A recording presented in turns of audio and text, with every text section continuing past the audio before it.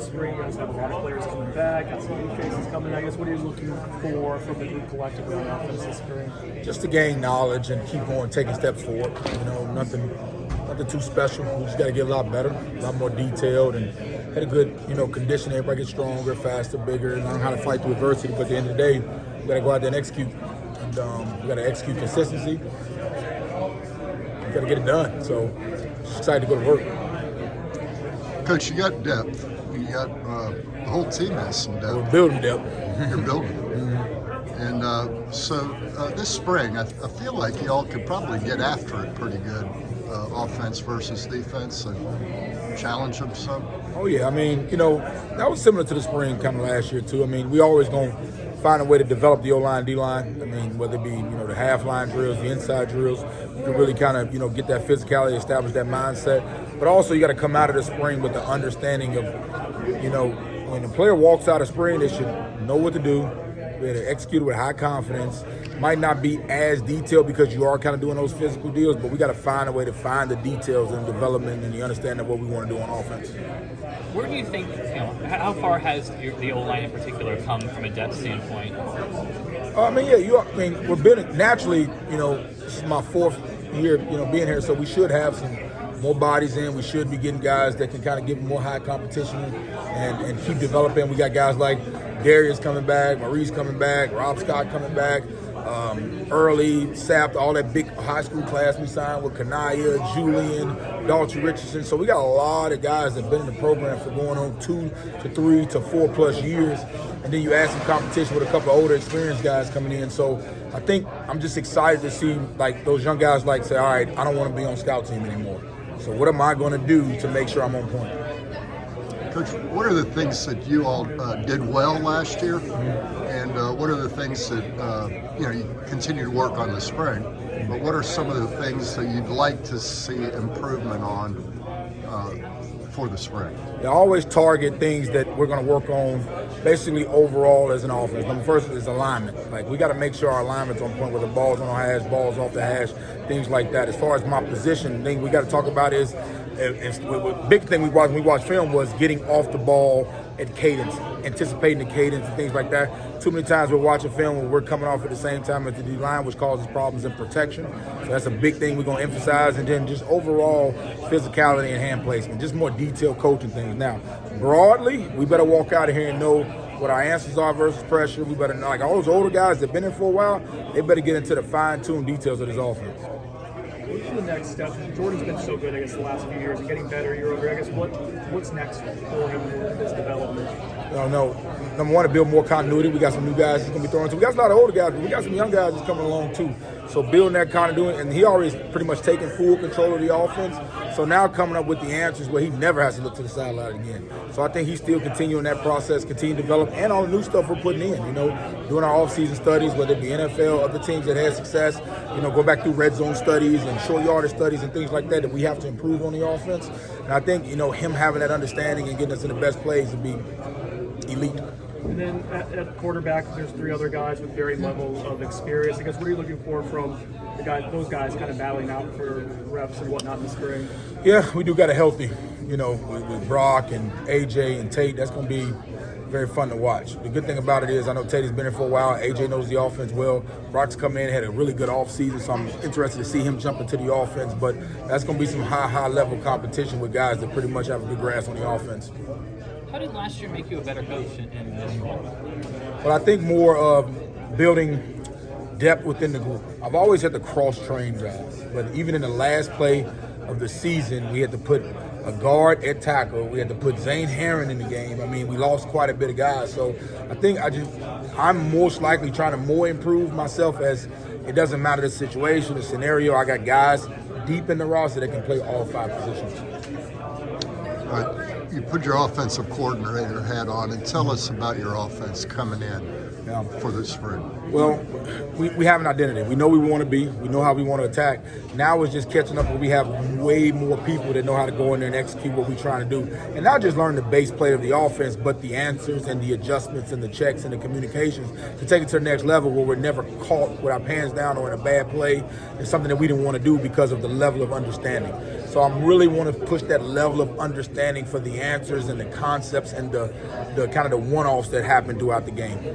When Mike was talking earlier, he started talking about some of the skilled players and kept going down the line of different types of guys, and seemed happy about all the different weapons he has. But is there a balancing act like this? How so many newcomers, returners at different spots, different skill sets? Like, how do you figure out what you do best when you have so many pieces to kind of head? That has happened because of the development of the younger guys that we brought in that are now becoming those older guys. Because I know he talked about Darion. I know he talked about probably Darion, Deuce. Tron. I'm trying to go through my head of all them guys that have been around. LT, like all those guys have been here for a while. Marquise and Douglas, like those guys have come in and make to the mix. That would create the competition. You know, we like to talk about the new guys coming in, but what created the competition was those guys can stand in the program, getting better, and now they've been pushed to the forefront. They become the vets. What did you saw yesterday toward duty Julian Armella participate? What are you expecting out of him this camp? Yeah, Julian, man, he's been fighting through. He had an ankle deal that got corrected. Now he's, feeling pretty close to 100%. So what I was proud was he didn't. Whenever he felt good, he wanted to jump in there and go compete. And that's the attitude of what you want to develop. Because he pretty much said, "Hey, I'm gonna sit this out and heal up," and nobody would have batted an eye. But he still jumped out there and wanted to jump and drill. So I'm excited to see. Now we got to protect him from himself a little bit, but I'm excited to see what he wants. His mentality is there. I got to see the work get put in. Going back to some of the guys who have developed when they were being younger to now they're about to be in bigger roles, isn't that kind of what you want as a program for that steady development and competition? That's the way it should be. That's the way it should be. Now you got like Maurice. I always bring up Maurice Smith because every year I bring in somebody to challenge him, and he don't bat an eye. He just keeps going, and he just hit some PRs in the weight room, and his weight is up. So I'm excited to see him. Darius Washington played all 5 positions last year.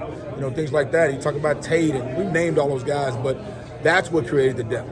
Now they might not you won't let them get too comfortable with just saying, all right, now I've been here for a long time, so I'm gonna be good. So you bring in some guys to challenge. Now that ups that up just another percentage, which you can get more out of them. So it's gonna be fun to watch them compete.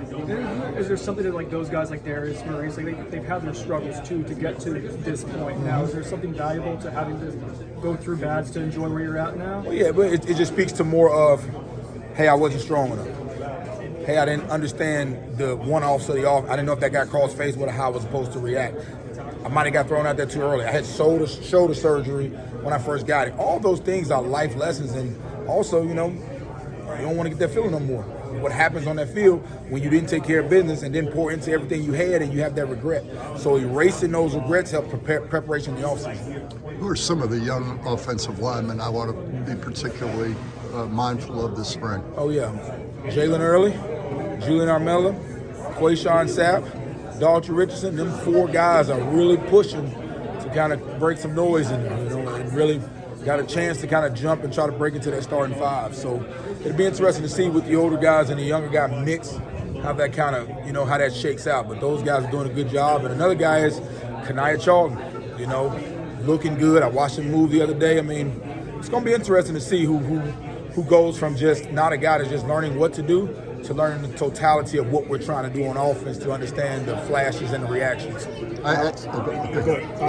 Just to follow up to that. I asked the question earlier to Mike, you want to build a rotation. You want to get your guys developed in the spring. But at the same time, there's a balancing act that you want to have a rotation. You can't have guys jumping out into the portal because they're too far down the depth chart in their mind. How do you encourage or communicate with your players that we want to build a rotation, you're part of it, this is what we need out of you in the spring? Honesty. That's one thing we talk about is if I tell a player what he needs to do to be able to play and he does it, I better make sure I got a plan for him to play. I'm going to be held accountable to what I said. But also you put the onus on both of us. If you do these things, I'll make sure you're good. If not, then we know what the issue is in the last on March 3rd and not in September. So just those honest conversations, and whether we like it or not, the portal is real. I mean, you can't prepare to prevent the portal. It is here and it's going to be a part of it. But honesty is the best policy. It could be your friend. It could be either way, But it's a part of college football now. So we don't go into necessarily say what do we have to do to appease. It's just more be honest up front and let them know what it is, so they know exactly the conversation. So there's never no blow up or no misunderstanding. Alex, I asked Mike about You talked about expectations. There's going to be a lot of focus on this program going into the fall based on what you guys did last year. How do you kind of? It's a different feeling for this program, I guess, it's had in the last 4 or 5 years. How do you kind of manage that and keep the players to not maybe look too far ahead, I guess, is what they're trying to do. Yeah, we've been there and done that. I mean, like for players in the inside of the program, it's a little bit different from the outside because they just concentrate on the daily growth. We do a good job of stressing that and making sure we're just doing our own self-improvement each day. But no, man, that's why I came to Florida State. I felt pretty similar to it was when I first got here. Even then, it might be a different expectation, but there was still an expectation. So that's why you want to come to a program like this, because that's always going to be the constant. And it pushes not only the players, but the coaches to be their best too, because you're the place that has expectations. So that's why we're in the profession, because you want to be somewhere where it's important. Hey, you've had opportunities both college and pro. Why do you stay here? Yeah, well, sometimes that's exaggerated. I stay here because I don't think I'm staying here. I'm thankful that they allow me to stay here. That's the difference, So I am blessed to be here. I love being here every day. So it's not like a deal where it's a competition where Coach Atkins is going to go. Coach Atkins is glad that Florida State like him. Alex, sorry, just to follow up on that, why you could have had opportunities, I'm sure. I'm sure your phone wasn't silent during the whole carousel. What do you like about here and why you would want to stay? Well, a lot of that got to do with my wife. She loves Tallahassee. Okay. My wife loves Tallahassee. She That's works the in end of the town. answer. That's it. She's the real boss. So if they calling me, they calling the wrong person. That's bad recruiting on them.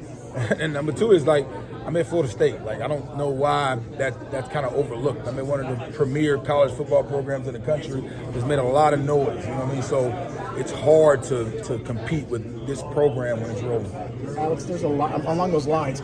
This seemed to be a very busy offseason where a lot of college assistants were leaving to go to the NFL. Maybe guys who hadn't been in the NFL before, they wanted to go to the NFL. Absolutely. What is it? Some of that could be because of opportunities. Some of that was the challenges with NIL and transfer portal, the new world. Is that? Do you think that's a trend that can continue to happen? Do you think that? I also see some NFL coaches coming to the college game. So I think everybody has their own way or issue or goals or what they want to achieve and things like that. So I think every case is different, and I can't kind of speak to those deals. But NFL is the highest level of our profession. So some guys want to do that because they've never done it, and it could be the recruiting. But I've seen a lot of NFL guys transition to college because they feel like that game is a little bit too more got their issues and things like that. So it's just where you want to be, where you comfortable. I enjoy developing and mentoring young men. I have a passion for it. I love it. I love pressing them. I love their faces. I love bringing them to my house and come over to eat, man. So I enjoy college football. Do you have aspirations of being a head football coach? Yeah, I guess you're supposed to say you do. I want to be a head football coach, but I want to be where I'm supposed to be to lead the right young men, because a lot of coaches jump into that deal and it might not have been a right deal, but they had a selfish ego ambition. So I want to make sure I'm making the decisions that my path is supposed to be on, so I won't mess up what the purpose is.